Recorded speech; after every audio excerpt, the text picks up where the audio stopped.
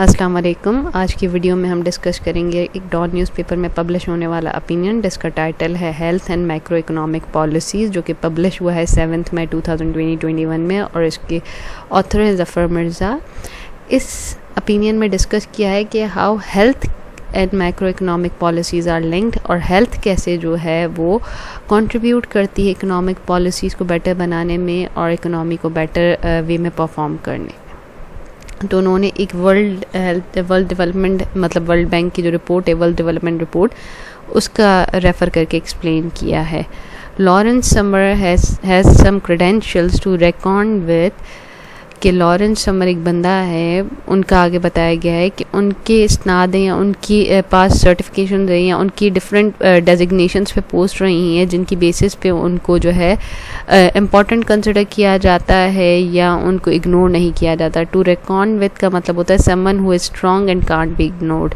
तो जिसकी बेसिस पे हम उनको पहचानते हैं या जिनकी वजह से हम उनको इज़्ज़त दे रहे हैं, वो रह चुके हैं chief economist of World bank 1991 से लेकर 1993 तक। यूनाइटेड स्टेट्स के ट्रेजरी सेक्रेटरी रह चुके हैं 1999 से 2001 तक। प्रेसिडेंट ऑफ हार्वर्ड यूनिवर्सिटी रह चुके हैं 2001 से लेकर 2006 तक। Director of national economic council for president Obama रह चुके हैं 2009 से 2010 तक। तो ये सारे इनके क्रेडेंशियल्स हैं, जिसकी वजह से इन जगहों पे ये सर्व कर चुके हैं, तो इस वजह से हम इनको इग्नोर नहीं करते लॉरेंस समर को। He is primarily a macro economist who has deep interest in and has made significant contribution to public finance, international economics, economic history and development economics। तो उन्होंने प्राइमरीली उनका काम जो है मैक्रो इकोनॉमिक्स में है। दो बातें होती हैं, एक होती है माइक्रो इकोनॉमिक्स, एक होती है मैक्रो इकोनॉमिक्स। जो मैक्रो इकोनॉमिक्स होती है that deals with a wider view, कि जिसमें इकोनॉमिक्स की ही ब्रांच होती है, जिसमें performance, structure, behaviour, decision making को देखा जाता है। An economy as a whole, मतलब एज अ होल, जिसमें आप इंटरेस्ट रेट्स भी देख रहे होते हैं, टैक्सेशन भी देख रहे होते हैं, गवर्नमेंट की स्पेंडिंग्स भी देख रहे होते हैं, ताकि इकोनॉमी की ग्रोथ या स्टेबिलिटी को बेटर बनाया जाए। तो ये as a whole large picture को जो कहते हैं वो मैक्रो इकोनॉमिक कहते हैं। और फिर इस बंदे का जो लॉरेंस समर है, उन्होंने कंट्रीब्यूट किया है पब्लिक फाइनेंस में, इंटरनेशनल इकोनॉमिक्स में, इकोनॉमिक हिस्ट्री में और डेवलपमेंटल इकोनॉमिक्स में। तो इस पैराग्राफ में सिर्फ जो इंट्रोडक्शन प्रोवाइड किया गया है लॉरेंस समर के बारे में बताया गया है। तो हमने यहाँ पे मेंशन कर लिया कि इसमें सिर्फ इंट्रोडक्शन बताया गया लॉरेंस समर के। इन आगे कहते हैं in 1993 as a chief economist of World Bank, के जब ये वर्ल्ड बैंक के चीफ इकोनॉमिस्ट थे, ही selected health as a topic of World Development Report. तो यहाँ पे मेन बात शुरू होती है कि उन्होंने हेल्थ को एज अ टॉपिक कंसिडर किया फॉर वर्ल्ड डेवलपमेंट रिपोर्ट के लिए इन 1993 में। An influential thematic flagship annual publication of the bank that assembles state-of-art knowledge and help shape global thinking on the selected topic for the year। अब यहाँ पे जो है World Development report में जो टॉपिक लिया गया वो इंतहाई इन्फ्लुएंशियल, असरअंदाज था, असर छोड़ने वाला था। थीमेटिक मतलब अपने थीम से बिल्कुल रिलेट कर रहा था। Flagship means a vital and very important topic. तो ये एक बहुत ही अच्छी एनुअल पब्लिकेशन थी बैंक की तरफ से, मतलब वर्ल्ड बैंक की तरफ से, जिसमें बेहतरीन किस्म की नॉलेज जमा की गई थी, और उसने क्या किया एज रिजल्टेंट चेंज कर दिया है, शेप किया ग्लोबल थिंकिंग को हेल्थ के बारे में। मतलब आप यूँ कह सकते हैं कि इस सेंटेंस में बताया गया है कि global thinking towards the health and how it is related with the economy, वो यहाँ पे इस रिपोर्ट में एड्रेस किया गया था। In 1993 world Development report titled investing in health, जो 1993 में रिपोर्ट आई थी वर्ल्ड डेवलपमेंट रिपोर्ट, जिसने सारी दुनिया की थिंकिंग को अबाउट द हेल्थ चेंज कर दिया था, उसका टाइटल था investing in health. Was an important milestone in global health with the focus on health care in the developing countries. तो ये एक माइलस्टोन था, एक टारगेट अचीव किया गया ग्लोबल हेल्थ में, जिसका कोर इस रिपोर्ट का फोकस क्या था, health care in developing countries, मतलब डेवलपिंग कंट्रीज की हेल्थ केयर सेक्टर को या हेल्थ केयर को फोकस किया गया था। तो this is the theme of the WDR report. तो इस पैराग्राफ में WDR रिपोर्ट के बारे में बताया गया है। तो हमने यहाँ पे लिख दिया कि इसका थीम था health care in the developing country, उसका टाइटल था इन्वेस्टिंग इन हेल्थ, और फिर इसके अलावा ये पूरे पैराग्राफ में WDR रिपोर्ट के बारे में डिस्कस किया गया जो 1993 में पब्लिश हुई, और इसका मेन टॉपिक जो था वो हेल्थ था रिपोर्ट का। अब सवाल आता है, why did he choose health as the 1993 WDR report topic? क्यों लॉरेंस ने जो है 1993 में WDR रिपोर्ट का टॉपिक जो है वो हेल्थ लिया? A quarter of a century later, मतलब सेंचुरी के आधा हिस्से बाद, मतलब 25 साल के बाद, आफ्टर 25 ईयर, सेंचुरी मीन्स 100 साल, सेंचुरी का क्वार्टर मीन्स 25 साल, बिकॉज सेंचुरी इज 100 साल, तो 100 साल का क्वार्टर इज 4 हिस्सों में 25 साल। 25 साल के बाद लैरी समर्स इलोबरेटेड मीन एक्सप्लेन करना, the reason in right up, एक राइट अप में उन्होंने रीज़न बताया कि क्यों उन्होंने वर्ल्ड डेवलपमेंट रिपोर्ट का टॉपिक हेल्थ लिया था। मेनली 3 बातें उन्होंने बताई थी इन हिज ओन वर्ड्स, उन्होंने अपनी ज़बान में, मतलब उनकी ही तहरीरी अल्फाजात यहाँ पे लिखे गए हैं।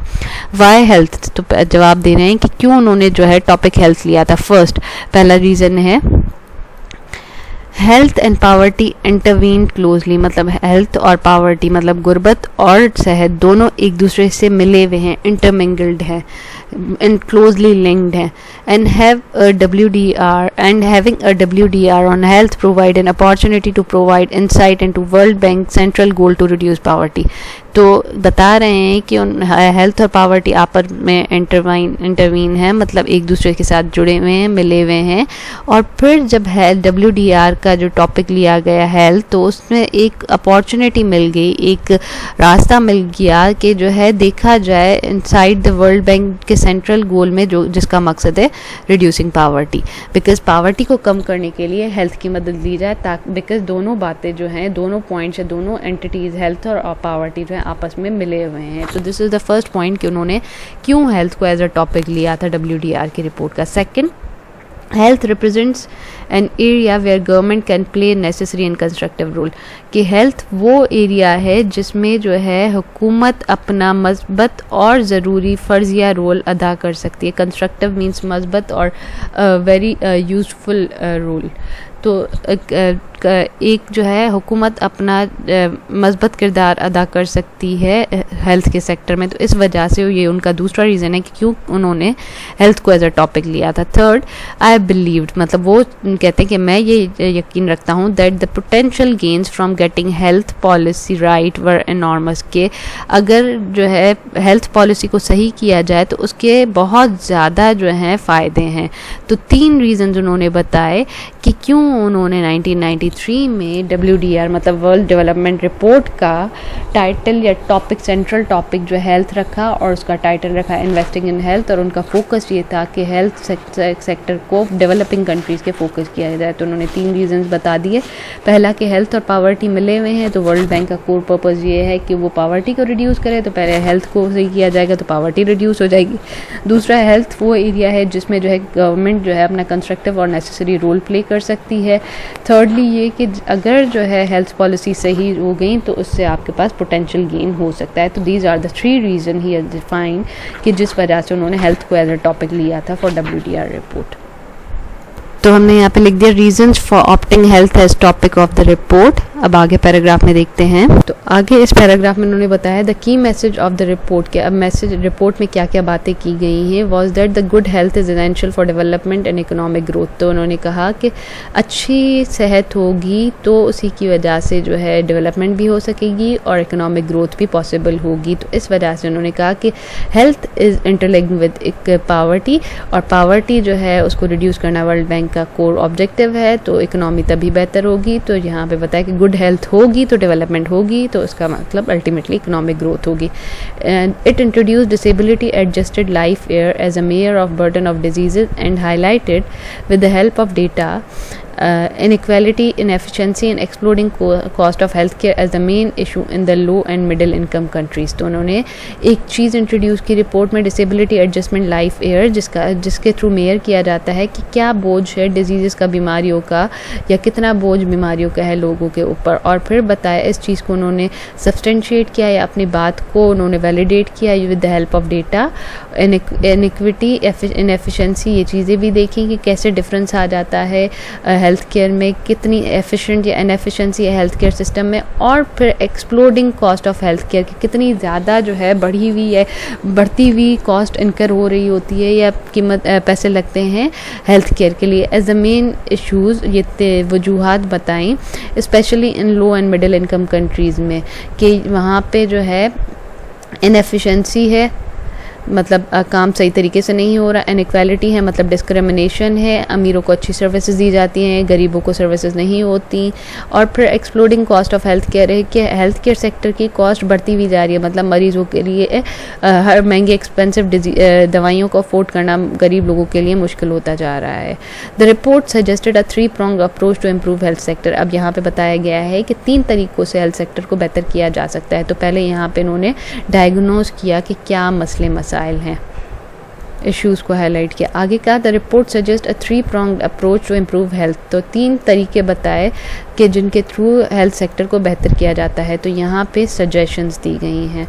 अब वो सजेशंस क्या है? Fostering an environment that enable household to improve health. पहला तरीका ये है कि ऐसे माहौल को परवान चढ़ाया जाए, फॉस्टर मीन्स के माहौल को प्रमोट किया जाए, परवान चढ़ाया जाए दैट जो कि इनेबल करे, मतलब काबिल बनाए एक हाउस होल्ड को, घर के लोगों को, कि वो अपनी सेहत का खुद ख्याल रखें और बेहतर बनाए।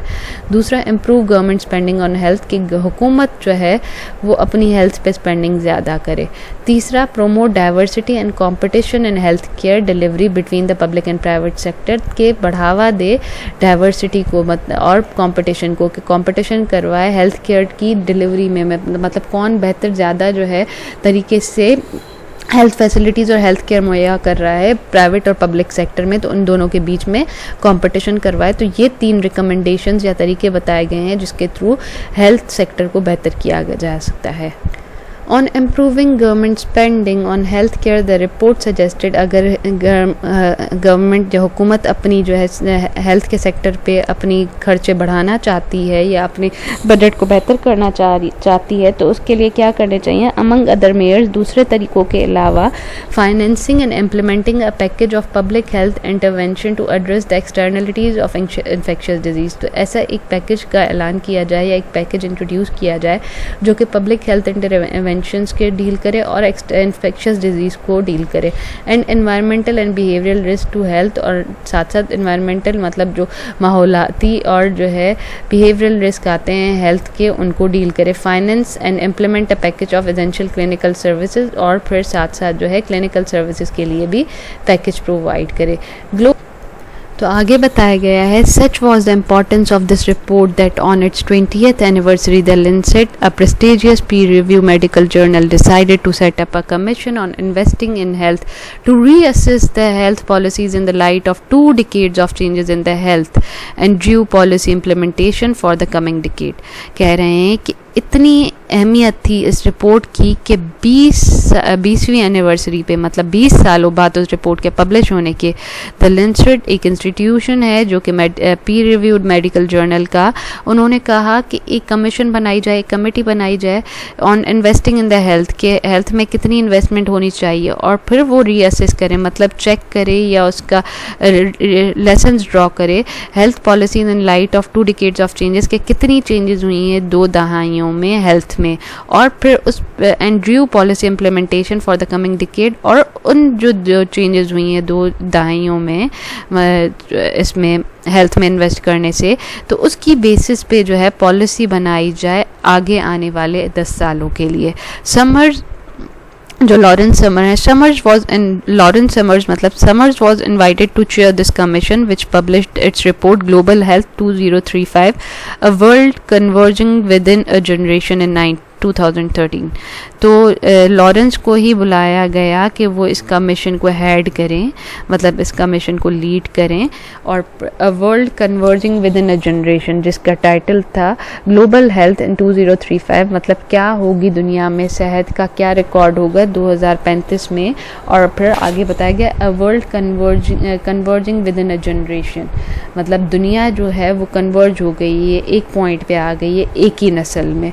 इन 2013 में ये जो है कॉन्फ्रेंस हुई थी, बिकॉज 1993 में रिपोर्ट पब्लिश हुई, तो उसके 20 सालों बाद जो है 2013 में ये रिपोर्ट आई जिसमें ग्लोबल हेल्थ 2035 के बारे में डिस्कस किया गया। This report took stock of health challenges took stock of means के बहुत सारे।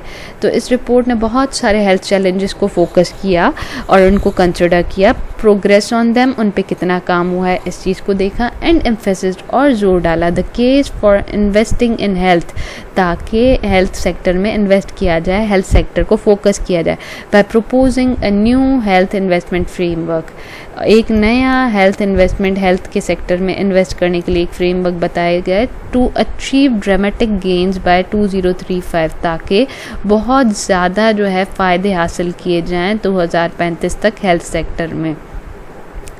इट डिलीवर्ड 4 की messages for national government in LMIC, इसने 4 मैसेजेस, मतलब जो ग्लोबल हेल्थ रिपोर्ट 2035 है उसमें 4 मैसेजेस या 4 कोर पॉइंट्स पे डिस्कस किया गया for the national government in lower and middle income countries के लिए, कि ये जो 4 मैसेजेस हैं low and middle income countries follow करें।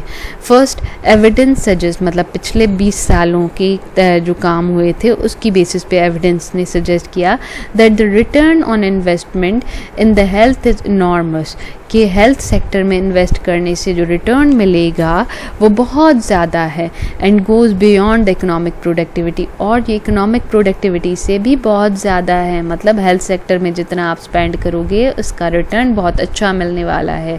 पहली बात ये। दूसरी बात, human attach enormous value to additional life years and this is beyond any economic calculus, ताकि ह्यूमन जो है वो इस चीज़ को ज़्यादा वैल्यू देता है जब उसकी लाइफ एक्सपेक्टेंसी बढ़ जाती है, मतलब उसकी लाइफ में एडिशनल कुछ ईयर्स मिल जाते हैं बेटर हेल्थ फैसिलिटीज़ होने की वजह से। अगर पहले लाइफ एक्सपेक्टेंसी 50 ईयर्स थी तो हेल्थ फैसिलिटीज़ के बढ़ने की वजह से अगर वो 60 to 70 ईयर्स हो जाती है तो इंसान को वो चीज़ बहुत ज़्यादा अट्रैक्ट करती है, और इसकी अहमियत जो है, ये वैल्यू एडिशन जो होती है वो इकोनॉमिक कैलकुलस से आगे, मतलब इकोनॉमिक की वैल्यूज़ या कैलकुलेशन से बहुत बियॉन्ड है, बहुत इसकी वर्थ है। The report estimates that 24% growth in the full income, मतलब growth in the national income plus VLYS, मतलब value additional life years in LMICs, मतलब low and middle income countries between 2000 and 2011 was due to increase in life expectancy, कि ये जो increase आया था, जो 24% growth estimate की गई, वो किस वजह से बेहतर हुआ कि लाइफ एक्सपेक्टेंसी जो है बढ़ गई lower and middle income countries में। This provides a strong rational, मतलब रैशनल मीन्स वजह, कि ये एक वजह या बुनियाद मिल रही है for the ministers of planning and development, minister of planning and development agencies के लिए to improve resource allocation in health sector, ताकि वो हेल्थ सेक्टर में रिसोर्स एलोकेशन को बेहतर करें। तो यहाँ पे पहला रीज़न बताया गया है कि in return on investment in health sector जो है वो बहुत ज़्यादा अच्छा रिटर्न प्रोवाइड करती है। दूसरा पॉइंट बताया गया है, बिकॉज रिपोर्ट में 4 पॉइंट्स डिस्कस किए गए हैं, तो दूसरा पॉइंट बताया गया, the commission assess that with the current financial and technological capacity, finance और टेक्नोलॉजी की जो अभी कैपेसिटी है, it is possible for lower and middle income countries by 2035 to reduce infectious disease, ताकि जो है अभी जितने जो फाइनेंस है और जो पैसे टेक्नोलॉजी है उनके थ्रू 2035 तक इन्फेक्शियस डिजीज़ को कम किया जा सकता है, and lower child and maternal mortality, और फिर जो है बच्चों की और उनके वालदा की at the time of pregnancy अगर डेथ होती है, या बच्चों की जो है बर्थ टाइम पे डेथ होती है, उसको रिड्यूस किया जा सकता है। तो lower the child and maternal mortality rates to match those in the best performing middle income countries, तो उस चीज़ को कम करके, डेथ्स को रिड्यूस करके पहुंचा जा सकता है उस लेवल तक जहां तक मिडिल इनकम कंट्रीज़ में जो सबसे बेस्ट परफॉर्मिंग हेल्थ सेक्टर में कंट्री है उस लेवल तक 2035 में, with the current financial and technological capacity के through. This they called grand convergence, जिसको इन्होंने कहा grand convergence in the health which is achievable within our lifetime, ये जो है हमारी ज़िंदगी में ही उसको हासिल किया जा सकता है। This would require higher allocation for health, पर ये हासिल कैसे किया जा सकता है कि इसके लिए आपको करने होगी हेल्थ सेक्टर के लिए एलोकेशन पैसों की, which can save 10 million death in 2035, जिसकी वजह से 10 मिलियन जो हैं अमवात कम की जा सकती हैं 2035 तक across low and middle income countries, relative to the scenario of stagnant investment किस चीज़ के कंपैरेटिव, कि जो इन्वेस्टमेंट जो हेल्थ सेक्टर में हमारी जमूत का शिकार है, जो प्रोग्रेस नहीं करी, उसके कंपैरेटिव 10 मिलियन डेथ को रिड्यूस किया जा सकता है with the better current finance and technological capacity. The economic benefit over 2015 and 2035 would exceed cost by factor of about 9 to 20%। तो जो इकोनॉमिक बेनिफिट मिलेगा इसका, वो जो है 99 से लेकर 20% तक बेहतर हो सकता है, making the investment highly attractive, जिसकी वजह से आपको जो हेल्थ सेक्टर की इन्वेस्टमेंट है वो ज़्यादा अट्रैक्टिव लगेगी। तो यहाँ पे भी ये क्या है कि डेथ को रिड्यूस किया जा सकता है, इन्फेक्शियस डिजीज़ पे कंट्रोल किया जा सकता है, और जो मिडिल इनकम कंट्रीज़ में से बेस्ट परफॉर्मिंग कंट्रीज़ हैं उन तक पहुँचा जा सकता है। पर क्या बात है कि उसके लिए भी आपको हेल्थ सेक्टर के लिए एलोकेशन करनी पड़ेगी, स्टेगनेंट इन्वेस्टमेंट से प्रोग्रेस करनी पड़ेगी, इस सेक्टर को में इन्वेस्टमेंट देनी पड़ेगी। आगे थर्ड पैरामीटर बताया गया है। Third, since more than half of the burden of diseases in developing countries made up of non-communicable diseases, मतलब जो आधे से ज़्यादा जो बीमारियां हैं डेवलपिंग कंट्रीज़ में वो ऐसी हैं जो कि नॉन कम्युनिकेबल हैं, मतलब एक दूसरे को टच के थ्रू पास ऑन नहीं होती। तो आगे कह रहे हैं physical policies can leverage to generate the significant revenue by heavily taxing tobacco. कह रहे हैं कि ऐसी पॉलिसीज़ बनाई जाएँ या लागू की जाएँ जो कि है जिनकी बेसिस पे आप रेवेन्यू जनरेट कर सकें, जिसमें आप क्या कर सकते हैं, तंबाकू पे टैक्स लगा सकते हैं, एंड अदर हार्मफुल सब्सटेंस, और दूसरे सब्सटेंस जो कि मोहलिक हैं, and air marking means the side पे कर देना या डेजिग्नेट कर देना फंड्स को। Air marking these resources for NCD, मतलब नॉन कम्युनिकेबल डिजीज़ के लिए जो टैक्सेस के थ्रू पैसे आएंगे, तंबाकू या हार्मफुल डिजीज़ पे ये जो पैसे लगाए जाएंगे उनको नॉन कम्युनिकेबल डिजीज़ के लिए रख लिया जाए।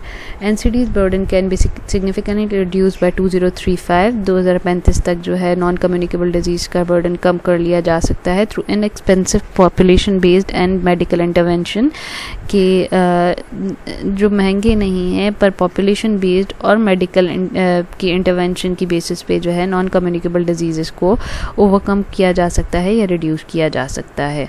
फिर आगे चौथा पॉइंट बताया गया है। चौथा ये है कि प्रोग्रेसिव यूनिवर्सल हेल्थ कवरेज, मतलब सबको जो है हेल्थ कवरेज मिला जाए, is an efficient way to achieve health care. तो ये हेल्थ केयर फॉर ऑल, कि सबके लिए बराबर हेल्थ केयर या सेहत की सहूलतें मुहैया की जाएँ, and financial protection for those who can't pay, उन लोग के लिए फाइनेंशियल प्रोटेक्शन भी दी जाए जो अपने पैसे सेहत के लिए नहीं पे कर सकते। And also a prioritize universal health care benefit package must be publicly financed, और ऐसा यूनिवर्सल हेल्थ पैकेज दिया जाए जो कि पब्लिकली फाइनेंस्ड हो और वो लोगों तक उसकी रीच हो। तो यहाँ पे उन्होंने 4 पॉइंट्स इसमें डिस्कस किए। पहले तो उन्होंने कहा कि लाइफ एक्सपेक्टेंसी को बेहतर करने के लिए हेल्थ सेक्टर में इन्वेस्टमेंट की जाए जिसका इकोनॉमिक प्रोडक्टिविटी से भी ज़्यादा बेनिफिट्स हैं।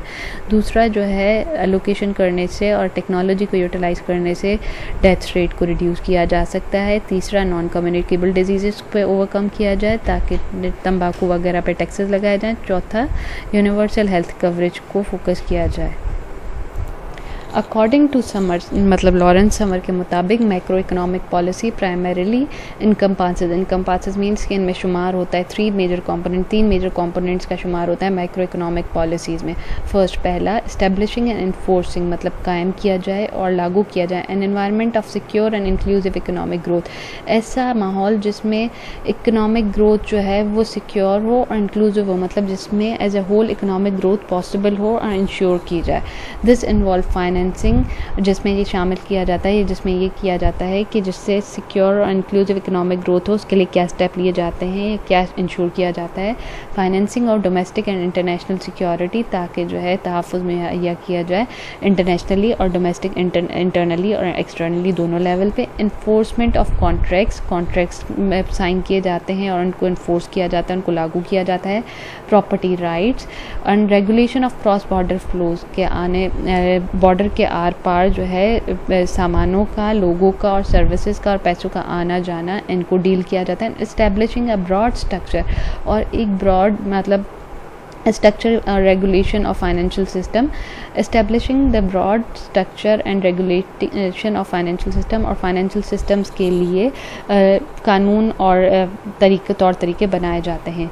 He also argued, उन्होंने ये भी कहा that although the probability is low, बहुत ही कम चांसेस हैं इस चीज़ के पोटेंशियली डिवास्टेटिंग और बहुत ही ख़राब मतलब के रिज़ल्ट आने का चांस है। Pandemic pose a global risk, क्योंकि जो कोविड पेंडेमिक है उसने एक ग्लोबल रिस्क पोज किया हुआ है, मतलब हमें रिस्क की कंडीशन में रखा हुआ है। बट साथ साथ कहते हैं पर्टिकुलरली ख़ास करके a risk to the low income countries, उन मुल्कों के लिए जो कि low income countries, which warrants health emergency preparedness to be included in macro economic policy agenda. जहाँ पे ज़रूरी है, वारंट्स मीन्स ज़रूरी है, नेसेसिटी है कि हेल्थ इमरजेंसी प्रिपेयर्डनेस को शामिल किया जाए उनके मैक्रो इकोनॉमिक पॉलिसी एजेंडा में। तो दूसरी बात उन्होंने कही, सेकेंडली इस्टेब्लिशिंग मैकेनिज़्म, तरीक़ाकार बनाया जाए फॉर सोशल इंश्योरेंस, सोशल मतलब समाजी इंश्योरेंस का, that enables income security in old age, जिसके थ्रू क्या होगा कि ओल्ड एज में बुज़ुर्ग लोगों के लिए जो है वो उनकी आमदनी का एक सिक्योरिटी या ज़रिया रहेगा।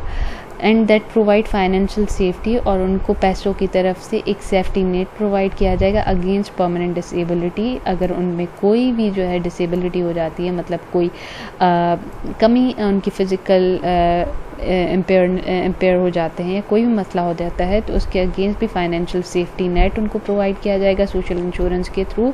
And then against the transitionary job loss, transitionary job loss का मतलब कि ट्रांजिशन में मतलब माइग्रेशन के पीरियड में या किसी टाइम ड्यूरेशन में अगर उनको जॉब लॉस भी हो जाता है तो उस टाइप पे भी सोशल इंश्योरेंस के थ्रू उनको सिक्योरिटी प्रोवाइड की जाएगी। एंड अगेंस्ट इनएडिक्वेट अर्निंग पावर, अगर वो ज़्यादा नहीं कमा सकते कि वो अपनी फैमिलीज़ वगैरह को का बेहतर वे में पेट पाल सके, तो ये जो सोशल इंश्योरेंस है वो उनको इस वे में भी उनके खर्चा चलाने में भी, जब अगर वो नहीं बेयर कर सके तो उसमें हेल्प करेगी। And that's provide financial protection against medical expenses, और फिर जो मेडिकल एक्सपेंसेस हैं उनकी भी फाइनेंशियल प्रोटेक्शन प्रोवाइड करेगी। तो यहाँ पे सोशल इंश्योरेंस के क्या क्या वो बेनिफिट देंगे उनको डिस्कस किया है। Which medical expense should be covered through social insurance, सवाल आता है कि कौन कौन से मेडिकल एक्सपेंसेस सोशल इंश्योरेंस के थ्रू कवर किए जाएंगे। Work surrounding disease control prioritize starting with WDR 1993 has started evolving its third edition of DCP that was launched in 2017 के जो है डिजीज़ कंट्रोल प्रायोरिटीज़ एक ये कहते कमेटी है जिसने वर्ल्ड बैंक की डेवलपमेंट रिपोर्ट 1993 के साथ काम करना शुरू किया। तो उनका थर्ड एडिशन जो कि 2017 में लॉन्च हुआ है उसके बारे में उसमें बताया गया है। A phenomenal work guiding LMIC एक बहुत ही अच्छा काम, मिसाली काम है जो कि प्रोवाइड करता है guidance to low and middle income countries to spend money in cost effective manner, कि वो कॉस्ट इफेक्टिव मैनर में अपने जो हेल्थ सेक्टर है उसमें इन्वेस्ट करें to provide most needed health service, ताकि कम कीमत में ज़्यादा जो है हेल्थ सर्विसेज प्रोवाइड की जाए, उसकी प्रॉपर गाइड दी गई है। एंड लास्टली और तीसरा उन्होंने क्या कहा, the allocation of resources with in and across the sector where efficient level of investment required substantial public finance, के जो पैसे हैं वो इन्वेस्ट किए जाएँ हेल्थ सेक्टर में उन एरियाज़ पे जहाँ पे जो है बेहतर वे में इन्वेस्ट किए जाएं, जहाँ पे जो है पब्लिक फाइनेंस की बहुत ज़्यादा नीड है। और दीज सेक्टर कहाँ का किस सेक्टर एरिया में, मतलब हेल्थ के फिज़िकल इंफ्रास्ट्रक्चर मतलब हॉस्पिटल्स बनाने में, रिसर्च में, एजुकेशन में, एनवायरमेंटल प्रोटेक्शन में, एंड पॉपुलेशन हेल्थ में, और आबादी की हेल्थ की वजह से। तो यहाँ पे इन्होंने कहा कि मैक्रो इकोनॉमिक पॉलिसीज़ में 3 चीज़ों को फोकस किया जाए। एक तो इंक्लूसिव इकोनॉमिक ग्रोथ हो, दूसरा सोशल इंश्योरेंस हो। सोशल इंश्योरेंस में फिर कहा गया कि हेल्थ की कौन कौन सी चीज़ें शामिल की जाए, तो बताया गया है कि वर्ल्ड डेवलपमेंट रिपोर्ट का जो 3rd वर्जन आया उसमें ये सारी चीज़ें बताई गई हैं कि कैसे कॉस्ट इफेक्टिव मैनर में जो है हेल्थ सर्विसेज प्रोवाइड की जा सकती हैं। और तीसरा कहा कि एलोकेशन रिसोर्सेज की उन सेक्टर में की जाए जहाँ पे पब्लिक फाइनेंस की बहुत ज़्यादा नीड है, तो ये यहाँ पे वो एरियाज़ बताए गए। आगे आखिर में कहा है macro economic policies are seldom seen through the health policy lens. Seldom means बहुत कम, तो मतलब रेयरली, तो मैक्रो इकोनॉमिक पॉलिसीज़ को रेयरली जो है वो हेल्थ पॉलिसी के लेंस के थ्रू देखा जाता है, मतलब हेल्थ पॉलिसी के थ्रू देखा जाता है इन पुअर कंट्रीज़ में। कोविड-19 has spotlighted the health sector like never before. कोविड-19 ने क्या किया है कि इतने तरीके से इतना हाईलाइट कर दिया हेल्थ सेक्टर को कि इससे पहले कभी भी जो है हेल्थ सेक्टर की इतनी सिग्निफिकेंस या इम्पॉर्टेंस नहीं। तो इस वजह से जो है मैक्रो इकोनॉमिक पॉलिसीज़ में भी हेल्थ सेक्टर को सिग्निफिकेंस या अहमियत मिलनी चाहिए। तो यहाँ पे इस पूरे ओपिनियन में health and macro economic policies में पहले लॉरेंस समर का इंट्रोडक्शन दिया गया, फिर वर्ल्ड डेवलपमेंट रिपोर्ट के बारे में बात की गई, उसमें हेल्थ का थीम दिया गया, इन्वेस्टिंग इन हेल्थ को टॉपिक बनाया गया। फिर 25 सालों बाद बंदे ने लॉरेंस समर ने बताया कि उन्होंने हेल्थ को क्यों जो है एज ए टॉपिक लिया, उन्होंने इश्यूज़ बताए, फिर रिकमेंडेशंस दी, फिर उन्होंने फर्दर उन्होंने बताया कि कौन से 4 एरियाज़ पे जो है लोअर मिडिल इनकम कंट्रीज़ को काम करना चाहिए। उन्होंने कहा कि हेल्थ में इन्वेस्टमेंट करो, टेक्नोलॉजी और हेल्थ कैपेसिटी के थ्रू जो है वो डेथ रेट्स को रिड्यूस किया जा सकता है। फिर जो है नॉन कम्युनिकेबल डिजीज़ को कैसे टैक्सेशन करके हार्मफुल सब्सटेंस पे टैक्स करके नॉन कम्युनिकेबल डिजीज़ को कंट्रोल किया जा सकता है। और फिर यूनिवर्सल हेल्थ कवरेज के बारे में डिस्कस किया गया। फिर उन्होंने मैक्रो इकोनॉमिक पॉलिसीज़ के पैरामीटर्स को बताया, उसमें बताया कि इस पे इंक्लूसिव इकोनॉमिक ग्रोथ होनी चाहिए, फिर सोशल इंश्योरेंस होनी चाहिए। फिर सवाल आया कि सोशल इंश्योरेंस में क्या क्या पैरामीटर्स या क्या क्या फ़ायदे प्रोवाइड किए जाएंगे, जिसमें जॉब भी प्रोवाइड की जाएगी अगर आप बीच में लूज़ कर जाते हैं, अगर आपकी एडिक्वेट अर्निंग नहीं कर पा रहे तो आपको उसमें भी हेल्प करेगी, आपको मेडिकल एक्सपेंसेस भी बेयर करेगी। और फिर बताया गया है कि उन सेक्टर्स में इन्वेस्ट किया जाए जहाँ पे पब्लिक फाइनेंस की बहुत ज़्यादा ज़रूरत है, तो वो सेक्टर्स बताया गया। फिर एंड में बताया गया कि माइक्रो इकोनॉमिक पॉलिसीज़ को कभी भी हेल्थ सेक्टर की नज़र से या हेल्थ पॉलिसीज़ की तरीके से नहीं बनाया जाता, पर कोविड ने जो है सिग्निफिकेंस इंक्रीज़ कर दी हेल्थ सेक्टर की, तो इस वजह से अब पॉलिसीज़ को भी हेल्थ के ही पैरामीटर्स या हेल्थ के ही लेंस के थ्रू बनाया जाना चाहिए। Hope you like this opinion, kindly share my videos and subscribe to my channel. Thank you.